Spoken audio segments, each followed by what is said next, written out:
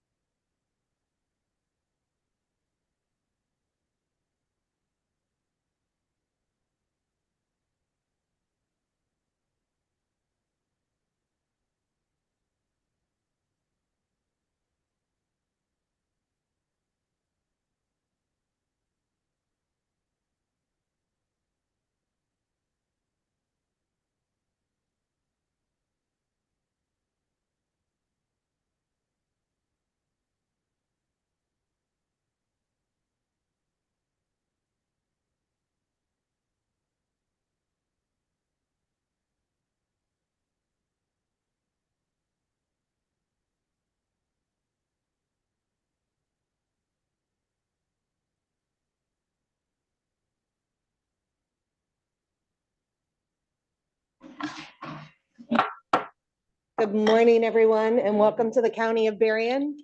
It is a pleasure to have you all here. As a reminder, please turn off or silence all electronic devices as I do the same thing. Any materials that you wish to have distributed to the Board of Commissioners, please do so by giving it to our Sergeant at Arms, which is Commissioner Jim Kern. And if you wish to address the board, please do so during the appropriate time by going to the podium, stating your name, jurisdiction, and then you have 2 minutes to speak with us. With all of the housekeeping in place, we'll do a roll call. Bell. Curran. Here. Freeling. Present. Harrison. Here. Hinkleman. Majerick. Here. Ott. Here. Pittsburgh. Here. Walrath. Here. Werfel. Here. Yarborough. Present. Elliott. Madam Chair, we have 10 present and 2 absent. We have a quorum. Thank you very much. Moving on in the agenda, I'm looking for approval of the minutes from November 2nd, 2023. Did everyone receive those and review them? I'll make that motion. We approve the minutes. Motion made by Commissioner Pitchford. Is there support? Support by Commissioner Ott. Any discussion on this? Hearing none, all those in favor say aye. Opposed, no. Minutes are approved. Requisition review. So good morning. Just as a reminder, because the last time we did this was in May.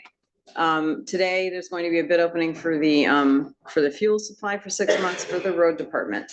That following that bid opening, we will end up in finance to have them refer it back to the department. There'll be a contract associated, so I will be bringing a contract down to admin after we select that, fill in all the blanks that we need to, and then that will be an added resolution today.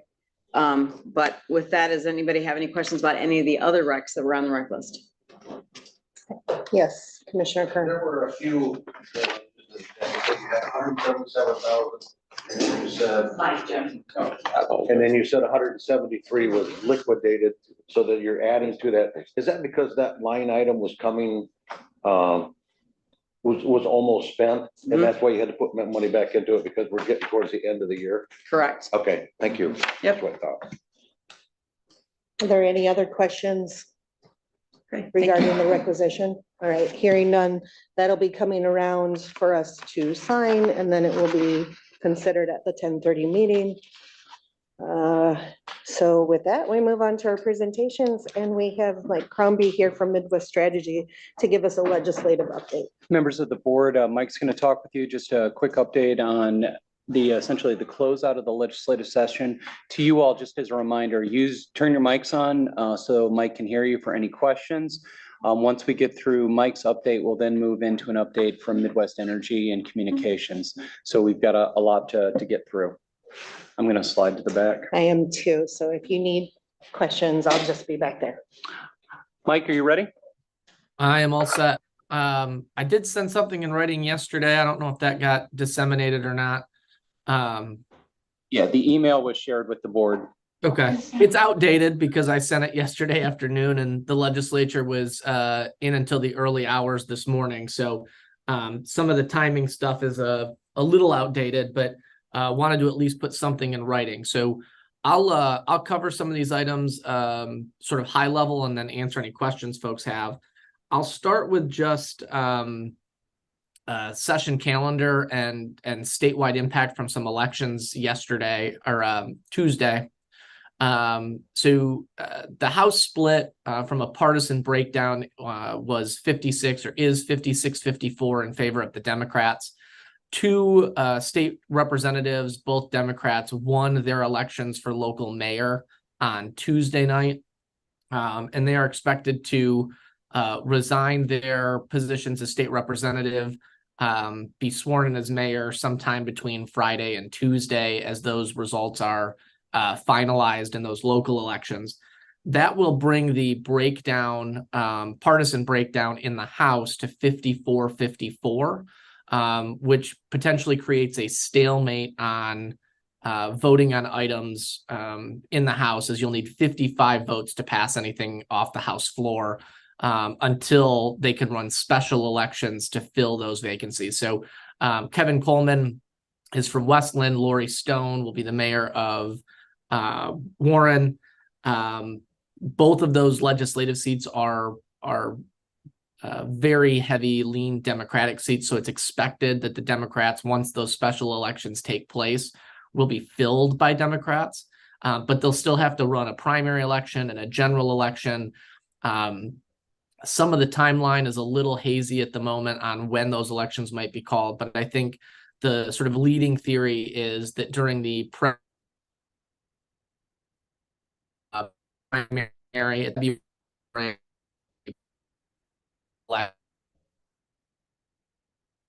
to fill those vacancies. So part of that leads into why the legislature is adjourning early. Today is expected to be their last day of voting in both the House and Senate for the year. Typically, they would go basically to the week ahead of Christmas, but they have been rushing through this week, again, here till the early hours to try to pass as much as they possibly can before the end of the year, allow them to adjourn early, move up the presidential primary, and of course, get as much done before the Democrats in the House lost that majority, at least temporarily. So just from a context perspective, that's sort of the backdrop of all of these legislative items. I know the sort of top item on this body's mind has been the green energy siting stuff. Did pass the Senate on Tuesday yesterday, Wednesday. Sorry, these hours have got my days all mixed up and I'm drinking my energy drink to stay awake. But the Senate did pass along party lines, just like the House, the green energy siting bills, and the House concurred. So that is on its way to the governor's desk. There was some language added, essentially that you have to try to work through a local unit of government before you go to the PSC. But locals certainly, I think, are still frustrated with what I think they would view as sort of an axe hanging above their head that, if we don't approve this, then somebody else is just going to do it for us. And so, energy companies, utilities, developers, we're all in favor of this. Local units of government, all of those statewide associations opposed. And while there were some minor amendments in language on some of those things, the general principle of, the PSC can cite these utility scale green energy projects is going to go to the governor's desk, and she is expected to sign that. And it passed on party lines every step of the way, both committees and both the House and the Senate, with all of the Democrats voting in favor of it and all of the Republicans voting against it. The data center legislation passed with 80-ish votes yesterday evening. I want to say about 8:30. Those bills now head to the Senate. They've got bipartisan support, not a lot of opposition. And I think those are expected to move very quickly, sort of January, February in the Senate. But I know that there's been some conversations with the local economic developer down in Berrien County, and this may have some local impact. That legislation is basically a sales and use tax exemption for large-scale enterprise data centers. So these would be minimum $250 million investments from large companies. So as opposed to co-located, which already has sort of a tax preference in the state, these would be, one company and its subsidiaries. So we're talking, Meta, Amazon, Microsoft, large tech companies, Google, that would be building a data center. Proponents have pointed to the fact that other states have these exemptions. Michigan is not attracting these large scale investments. But that's likely to get done in the first quarter of 24 in a very bipartisan way. The legislature last week passed their year-end supplemental. Not a lot of additional spending from sort of a, how the money gets spread out or what we would consider sort of lawmaker pet projects or those types of things that we've seen in other end-of-year supplementals in the past. Really, this supplemental was 3 big buckets. So one is just more money for state departments where dollars were needed for state programs, sort of bookkeeping items where, we made our best estimate, but we overran on spending or vice versa. And then they did capital outlay for 13 community colleges and universities. That was a large chunk of the projects. And then they did public school debt forgiveness for a number of school districts across the state, Benton Harbor being one of them. So there were a number of K-12 districts that were carrying significant amounts of debt. And this supplemental paid off a good chunk of that debt for several districts across the state. I think Benton Harbor, the only one in Berrien County. Last week, the House passed the revenue sharing trust fund bills. These bills are meant to sort of, capture those dollars for local governments, make sure they don't lapse back to the general fund, and that those dollars can be distributed out to cities, townships, and counties. Bipartisan support on that one, and headed to the Senate Finance Committee. Expected again, I think some action on that in the first quarter of 24. Should be another bipartisan issue moving forward. Seems to be a general agreement on keeping those dollars that are earmarked for local units of government for local units of government. And then the last one is there was this hotel tax legislation. I know it was of interest to a couple of municipalities within Berrien County, if not the county itself. Kind of a convoluted story on this one. There were two different bills. The bill that's going to get signed by the governor is 5048, but there's another piece of legislation, 4931 in the House. The impetus for both of these was really that Grand Rapids is looking at some major potential projects related to tourism, the largest being this aquarium idea. There's been talk about Muskegon or Grand Rapids to build an aquarium and utilizing a bed tax to essentially pay for the cost of that. Different versions of this. Originally, 5048 added an assessment to cities, and then 4931 to counties. There's several different acts that govern basically tourism bed tax assessments across the state, depending on the size of your municipality, where you're at. The act that got amended in 5048 only applies to 8 counties. There was an earlier version of the bill that would have opened it up to all of the counties in the state, and allowed for essentially at that point a 10% bed tax. And then the city one was the same thing. All of these cities could offer a 2% surcharge. Where they ultimately ended up was keeping this thing extremely narrow.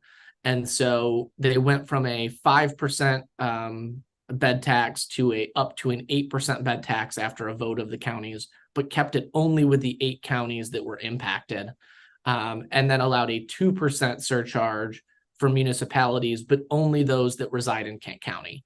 And so ultimately, the version that's headed to the governor's desk on this is really focused on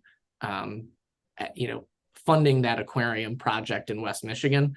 But while we saw in earlier versions, potentially a way where this might impact Berrien County or allow for options for Berrien County voters, they really kept it narrow. So that legislation will not impact Berrien County at all, either at the county level or the municipality level.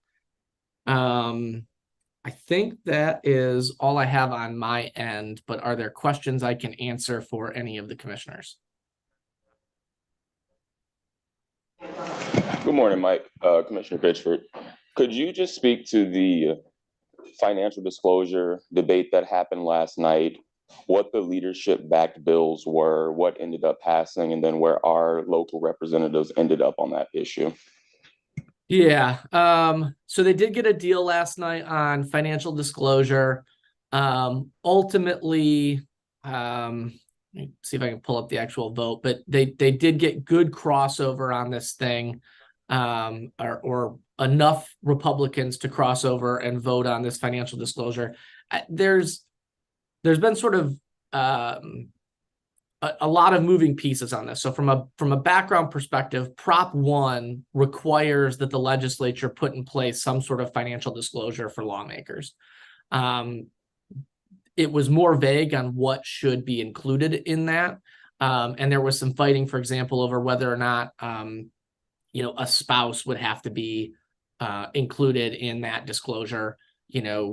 One side would say, well, that individual's not running for office. Somebody else would say, well, okay, why wouldn't I just move all my assets into my spouse's name? And so, those were the types of fights that were happening about what would the financial disclosure look like. And of course, if they didn't do anything, there was a fear that the courts would just say, well, you've got to come back and do this because the voters have said you have to do this. So they did get a compromise last night. I think the main bills passed with about 60 votes, with a number of Republicans crossing over. I think locally, and I'll take a look, but I think locally the only Republican that crossed over and voted for the financial disclosure final version was Pauline Wenzel, who I know is the north part of the county. I know that Brad Paquette was, I think, an opponent, saying that it didn't go far enough, that we needed to do a better job in making sure that there weren't, sort of loopholes, and that we were truly doing financial disclosure. And I believe from the Democratic side, I believe Joey Andrews did support it. So, the bill had more support from Democrats than Republicans, but it wasn't like just one Republican came over to vote for this thing. And I would just say, I don't want to speak for any of your local lawmakers. I would say that those that voted for it probably said to themselves, hey, we've got to get something done on this thing. The voters have asked us to put this in place. This is, good enough. And I think those that probably didn't vote for it said, hey, this isn't enough disclosure. This isn't what the voters were asking us to do. But I don't want to speak for any of your local lawmakers. So that's sort of the framework of it. Happy to send a write-up to Brian, who can disseminate it out on sort of all of the specifics. I know there were several amendments last night, but I have not read the final version of that bill, but happy to get a write-up to the board.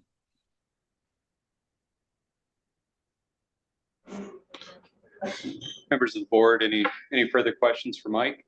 Are there any other questions from any other members? Commissioner Pitchford had a follow-up question. One more follow-up. I couldn't find it last night, but I thought it was true. Did the community violence intervention and law enforcement funding for Benton Harbor and Benton Township end up passing, or just specific municipalities in the state that were dealing with higher levels of violence? So yeah, there was a deal last night on this sort of weighted funding for public safety. Is that the legislation you're speaking of, Commissioner? Yes, sir. Okay. Yes. Yep. So another one where I'm happy to do a write-up. I haven't seen the final version of it. I believe they were on a H19, which means the 19th version of the bill. But the version of the bill that did come out last night did get like 85, 90 votes in favor. So massively supported on public safety, bipartisan. To put that in context, last week, it went up on the board and it failed. It didn't get the 56 votes needed to pass. And so to move from not having the votes to be able to pass to, overwhelming bipartisan support, I think is significant. On that one, locally, I think the only lawmaker in Berrien County that did not vote for it was Pauline Wenzel. On that one, I think, I think Steve Carr voted against it as well. But I think Brad Paquette voted in favor of it.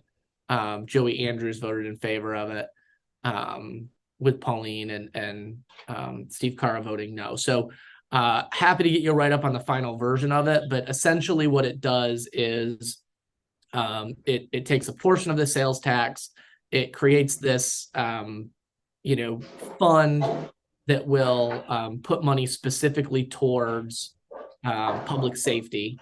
And then the fight was really about how that money gets divvied up and how it would potentially weight that funding to communities that had higher rates of violence. And so there is a version of it that does that, but at least the final formula was something that earned a lot more bipartisan support. So happy to get you a write-up as well. I'll send that to Brian on the final versions of that legislation.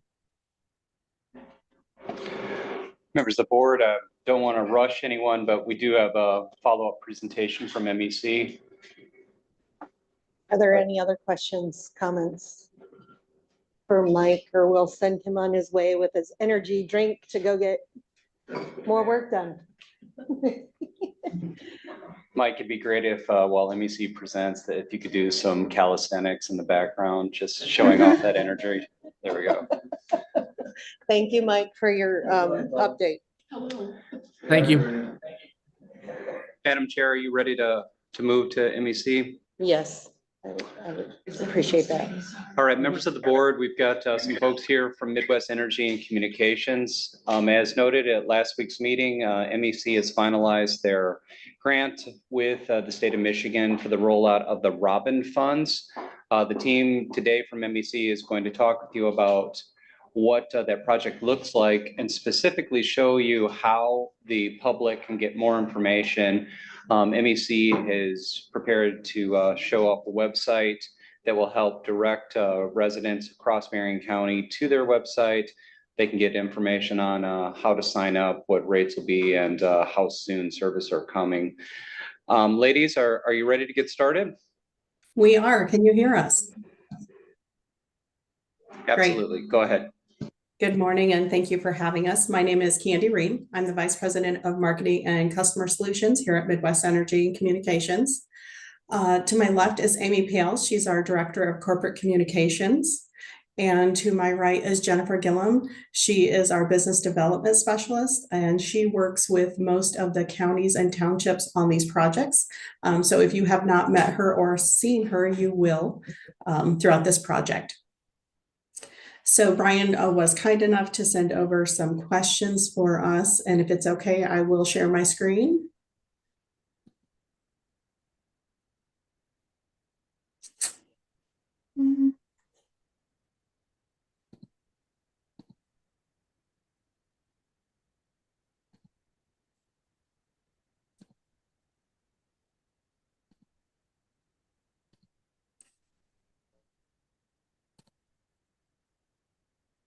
Are you able to see the presentation?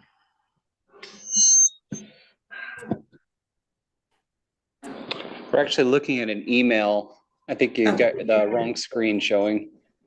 Sorry about that.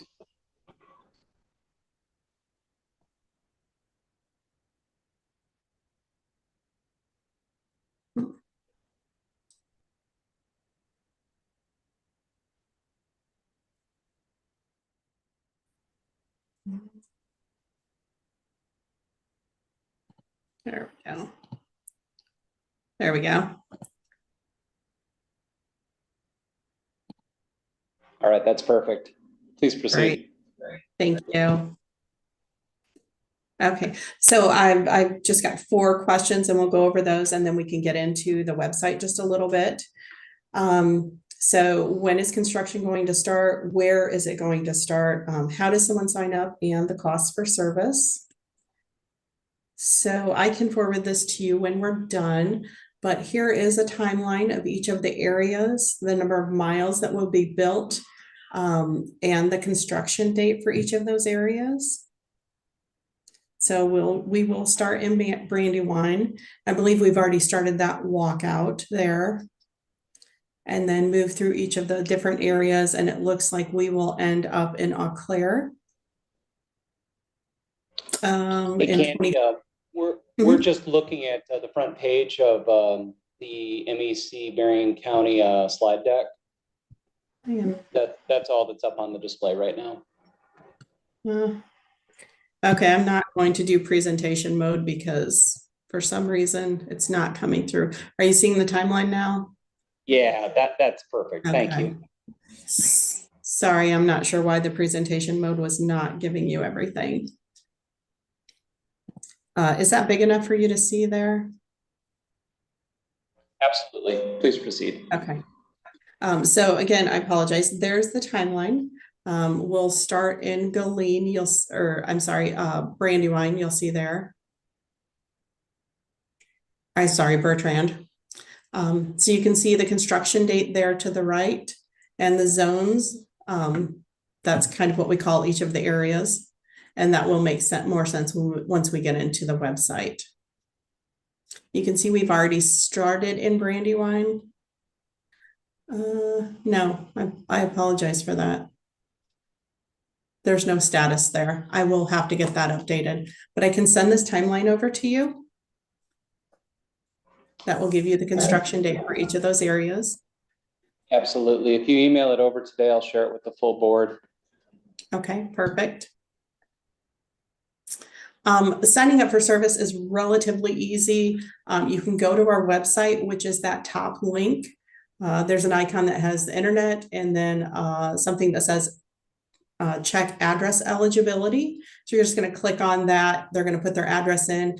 It's going to put them in one of those zones. It will give them the estimated time, and then they'll be able to walk through that. They'll enter a little bit of information that will actually sign them up for service. It will also give them updates, monthly updates on what's going on, where construction is, and so on.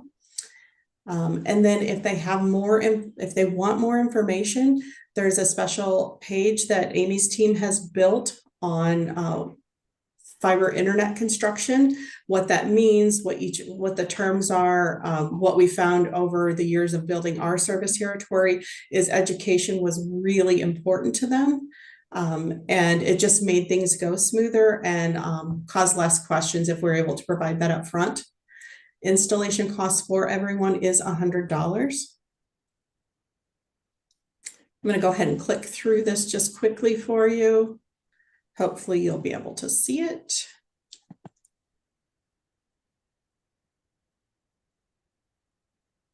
Are you seeing the start, stop, or change service here? No, unfortunately, that display is not up on our screen. Okay. All right. Let me go ahead and pick a new display for you. Yeah.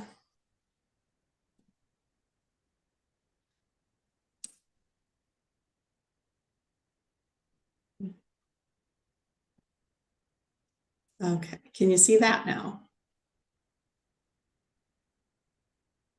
Absolutely. It's up and running. Thank you. Perfect. Okay. So this is our main website. You're going to go to internet and check eligibility. You're going to be able to enter your address here and walk through that process. Also at internet, if you come down here, this is that information page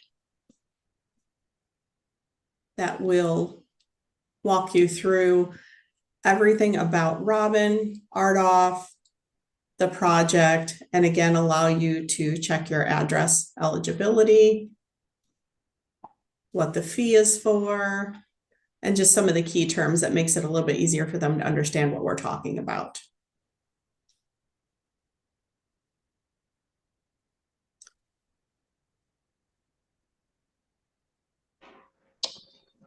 So Candy, if a resident in Berrien County is interested, could they sign up now and just get themselves into the queue with the understanding that you're probably 6 to 9 months out from actually having the service available? Absolutely. Okay. And then for any members of this board, if they're getting peppered with questions by residents within their districts, is the best thing to do to just forward them to this website and allow them to get signed up, allow them to check their addresses? Is there a different way that you recommend? No, this is really the best way for them to not only get information the quickest, but to get signed up for service. It's a very easy process to sign up for service. And that FAQ that Amy's team has created is very robust and should answer all of the questions they have. If for some reason there's something else that's looming, they're welcome to call our call center. They could even message us on Facebook, but really this is a pretty complete package. And we did that specifically so they wouldn't have to call. Members of the board, questions for the folks from MEC about the website, about the installation timelines? So this is where Lincoln Township's part of Baroda? Yes. Okay, just want to make sure that, so if there's any confusion about where to. And it's linked to FAQs too. This is something else that's of good interest. It'll take just a minute to load here, but this is something else that's linked in the FAQ. And it's a zone map, which can be pretty helpful when someone's just curious about what the build out looks like. So you'll see this, and then underneath there is the key for it.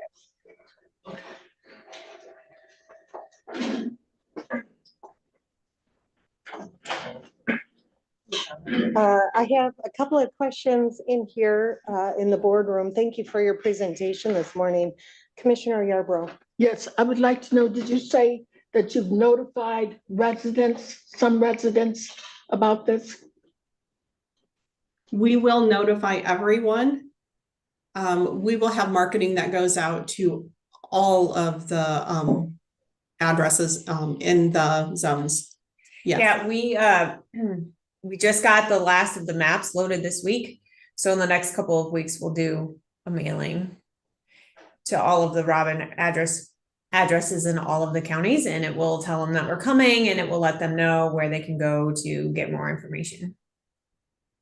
And I wonder, will you, if there's someone that has service already, will you continue to install what you have? I'm sorry, if they already have service, what's the question? There are some places that have limited cable. Would you install yours anyway? So if they're part of the build, we will install it, absolutely. If they're not already part of the build, we would have to look at those individually. No, and I only mean if they're part of the bill and there they are. And that gives them a choice of companies. It does. Yep. Thank you. Thank you. In the application, if you pull it up, you'll see there's a little over 5,000 of unserved parcels within Berrien County that are part of this Robin Grant award. And then there's just shy of 5,000 that are underserved or that they're going to be passing by. And so those are also included in their application. So, thank you. Yes. Are there any other questions? Commissioner Warfel? I don't have a question, just a comment. Thank you for all the work you've done for, getting this grant and the BC BIT committee that's been a part of that. And for making this so easy for our residents to be able to see if they're going to have internet or not. And be able to get that information quickly and easily. Great job. Great job. Would you like me to explain some of the marketing efforts that we do, just so you understand how we reach out to everybody? Certainly, that would be acceptable. Yeah. Okay. The standard rule with marketing is you gotta hit them at least 7 times before they start to remember who you are or respond. So in a few weeks, we will do a mass mailing to everybody in Robin, just letting them know that the construction is coming. That doesn't necessarily mean they'll read it, but we'll get it out there. And then we have monthly postcards that we send to people who are in eligible zones, and they will get those every month. We also advertise on social media. We do TV ads, radio ads. We're doing a paid press release. We're going to have some news segments coming up to cover the build out. We have some billboards popping up around. We've probably seen, there's one right off of 94 that we've used before. And we do Google ads as well, and banner ads on websites, and then occasional newspaper ads and things like that. So we really try and get the word out in as many ways as we can. But I encourage all of you to take the link, and Brian has it, and it's in this presentation. We'll share it as well, to the FAQs, to put that on your websites as well. I think that will be tremendously helpful for your people. Certainly. Thank you, Amy. We've taken note of that. I do want to say, while you were doing your presentation, I went to my address on your website, entered my information in, and sure enough, I am queued up to get all of that communication. So it was really easy to do. I'd encourage you to speak to your township supervisors, share with them that they can go to this video, and then also we'll make sure that BC Bit gets information out to all of the township supervisors for how they can pass on this information for MEC as well. Are there any other questions? Hearing none. Again, ladies, thank you so much for joining us this morning. We really appreciate the update and the great news that broadband is coming. Yay. Thanks for having Yay. us. That's right. Thank you. Have a good morning. You too. Bye-bye. Bye-bye. All right, moving on in the agenda, we come to the point of public comments. I'm not sure if anyone from the public would like to come up and speak with the board. Hearing and seeing none, and a no from Mike in the back. Is there any other business? Madam Chair, members of the board, with the MEC rollouts, the phones are going to start, you're going to start getting phone calls. We saw that this week with just a couple of supervisors asking for more information. BC Bid is today, it's at 12:30 in Otto Grau. Any of you are welcome. If you need more information, you can go to BC Bid. You can email me. We'll get you any information you want. I would stress to all of you, we've already done one sit down. We actually have done multiple sit downs now with all of the local township supervisors. We're going to do it again to make sure that every bit of information that BC Bid, that the board is seeing, that we're pushing that out to the supervisors. If you as individuals are seeing something that's causing you concern, that you've got a supervisor or two asking questions, give me a call. I'll make sure that we're doing outreach. Last week, I heard from a couple of you just asking for outreach to supervisors. That was done, and we will continue to do that. So if you see something that needs attention, just let us know. All right, with no other business, we stand adjourned to go to our parent committees. We'll see you at 10:30.